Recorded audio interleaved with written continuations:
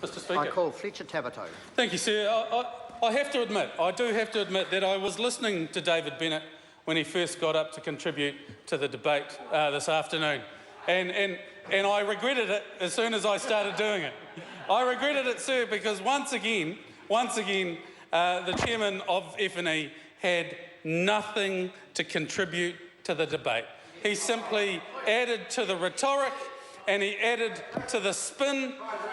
He simply repeated what the rest of that party over there has been telling New Zealand for the last couple of years. So I'll give him the concession at least. He's in good company on that side of the House. So I stopped listening to Mr. Bennett. I did stop listening, not that way through the debate. Yeah, that's exactly right. So I thought, here's Mr. Bishop. Here's Mr. Bishop. This guy's he's got some nous, but let me qualify that as soon as I say that. All he did was attack the Labour Party. All he did was talk about policy that's over a decade old. He talked about what the Labour Party had done, and he said nothing, contributed nothing to what this government has to contribute in terms of the budget policy statement. He did allude, sir, to a better trade.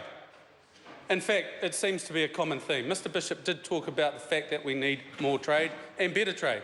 Now, New Zealand First and the caucus with me here this afternoon couldn't agree more with that sentiment. This country needs trade, we need better trade. But the reality is, yeah, smart trade. The reality is that is not what Mr. Bishop was talking about when he rose in his contribution this afternoon. Now, so as rampant immigration grows, it places, and it has placed, a temporary band-aid on the GDP figures of the New Zealand economy at the moment. What that rampant immigration, especially going into Auckland, who clearly can't cope with it, has done is increase the consumptive economy of New Zealand, thereby kind of hiding the reality that this government has contributed nothing of substance in terms of a budget, in terms of policy statements, nothing substantive to grow this New Zealand economy. So New Zealand First agrees, sir, that GDP has increased. But when I talk about a band-aid, if you break the numbers down, sir, what you see with the increase of new people in New Zealand is that actually there, when you look at it per person, actually GDP is either arguably remained the same, or some of the numbers suggest it's actually gone backwards, sir.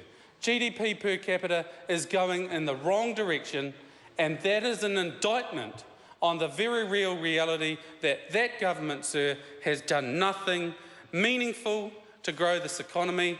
The only meaningful thing that they have contributed is to the media in terms of spin and rhetoric.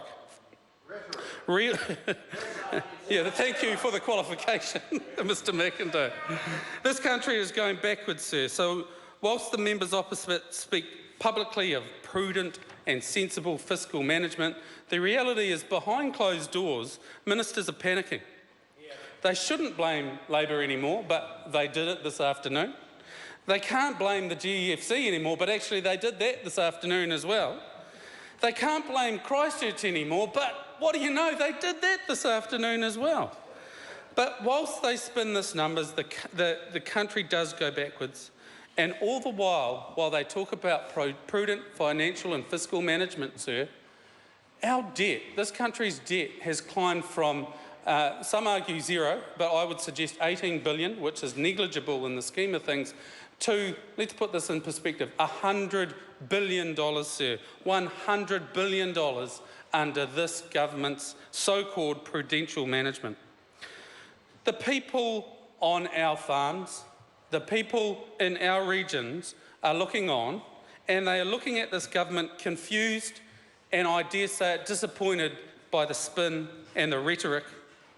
While Stephen Joyce, the Minister for Everything, the Minister who can fix everything except a by-election, creates regional strategies, dismissed by the very people, sir, who contributed to them, dismissed by the very people who wanted to contribute to them, they've lost an opportunity to actually grow our regional economies.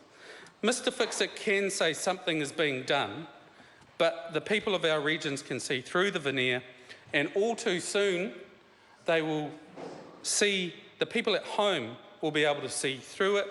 They will be able to see through the spin themselves, but it will be all too late, I suggest, Mr Speaker.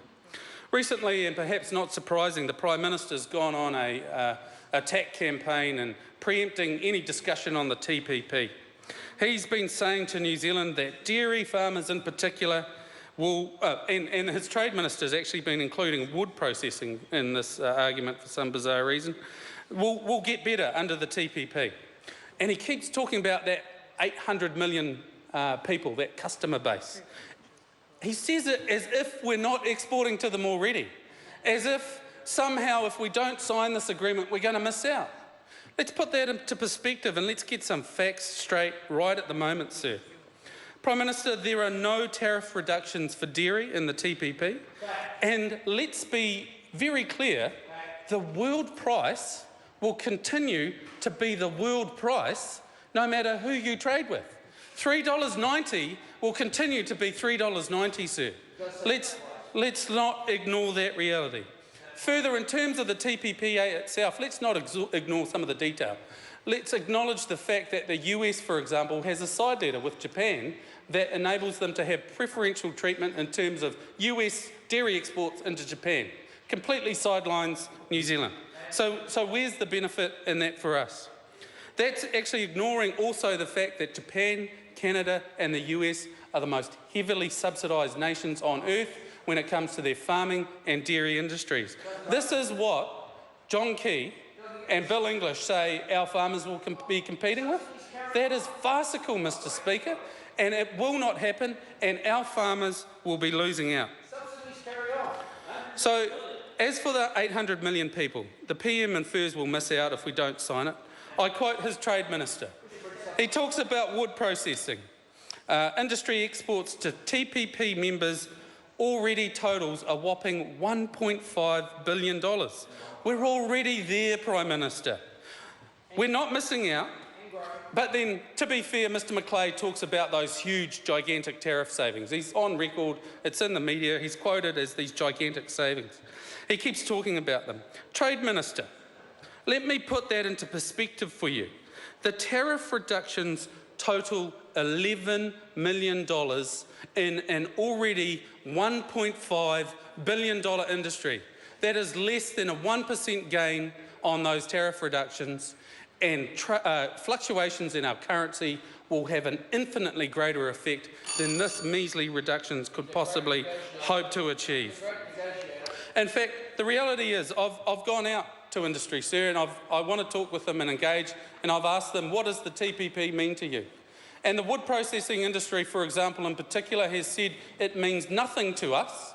We haven't even processed what the government's talking about. And do you know why? What they're worried about is the fact that all of our logs are being bought up by foreign companies and are being shipped directly offshore, so our local processors finally in a position to make money out of logs in New Zealand. They've got the technology, they've leveraged themselves, they're there, they're ready, but the logs are being shipped overseas because clever foreign corporates have bought up our entire forestry.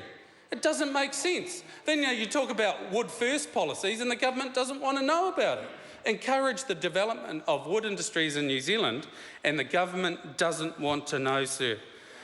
Sir, this budget policy statement needs to be talking about the future. Mr Bishop has a wonderful head for the history of this kind of thing, but nowhere in his contribution did he talk about how we move forward and what needs to be done for the people of New Zealand.